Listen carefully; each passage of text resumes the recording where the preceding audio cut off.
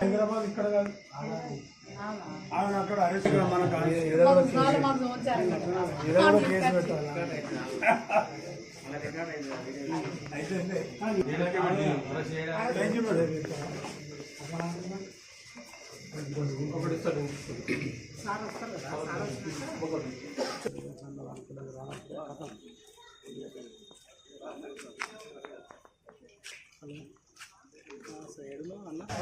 అయితే అరే అలా లేబర్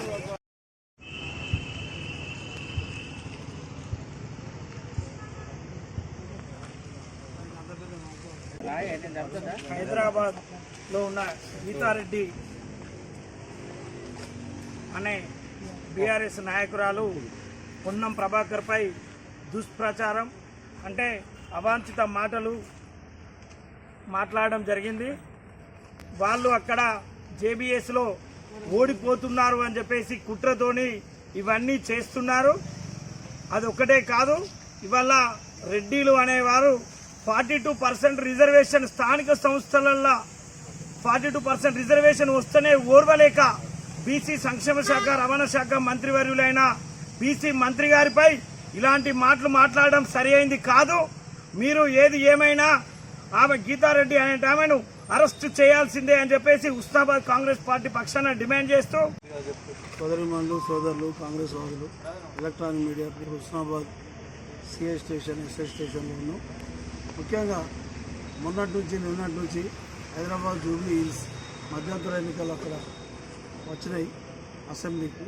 ఆ ఎన్నికలలో ఎవరైతే క్యాండిడేట్గా పోటీ చేస్తుందో మాజీ ఎమ్మెల్యే చనిపోయిన ఆయన భార్య ఆమె ఏడుస్తున్నటువంటి సందర్భాలు, దాని మీద ఒక వ్యాఖ్యానం మన హుస్నాబాద్ శాసనసభ్యులు రాష్ట్ర మంత్రి గారు అయినటువంటి పొన్నం ప్రభాకర్ ఆ అమ్మాయిని ఊకే ఏడిపిస్తే ఏమొస్తుంది?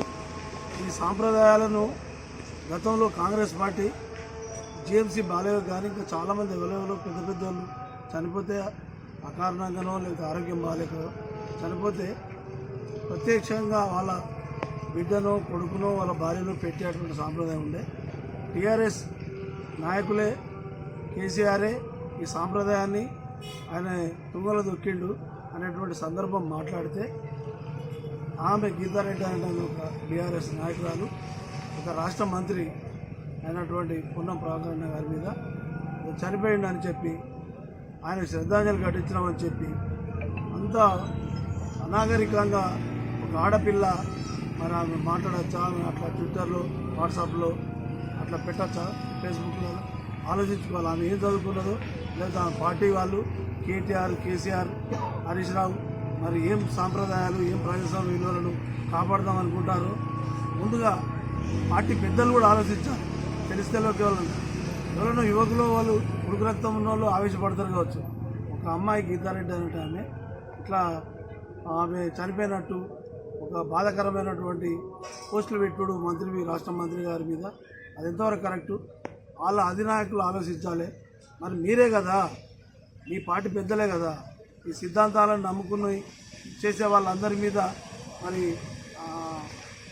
ఆరోగ్యం బాగాలేకనో లేకపోతే ఏదో పరిస్థితుల్లో చనిపోతే వాళ్ళ కుటుంబ సభ్యులను పెట్టేటువంటి పద్ధతి మరి దాన్ని వ్యతిరేకించి మరి గతంలో మీ నాయకులే మీరే మళ్ళీ మధ్యంతర ఎన్నికల్లో పోటీ చేస్తే మళ్ళీ ఇవాళ మీరే మన ఏదో రోజుకు 1000 ఎలకలు తిన్నా పిల్లాట ఏదో సత్యనారాయణ వాదన చేసిన ఈ కాంచెలు ఏం తిన్నా ఇంతవరకు కరెక్టు?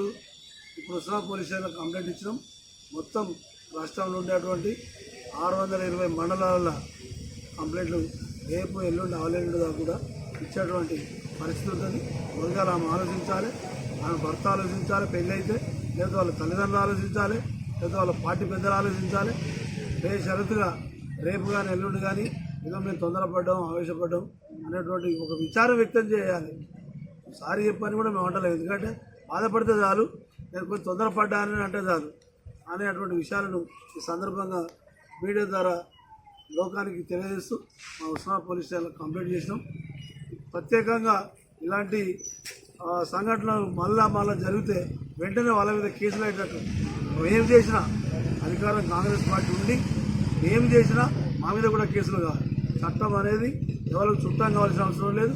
చట్టం తన పని తాను చేసుకుంటూ పోతుందని ఆనాడు పెద్దలు పివి నరసింహారావు గారు అన్నట్టు చట్టం తన పని చేసుకుని పెట్టట్టు చాలా స్ట్రిక్ట్గా మన అడ్మినిస్ట్రేషన్ పోలీసులు కూడా రావాలి అని కోరుతూ సెలవు తీసుకుంటున్నాను. నమస్కారం.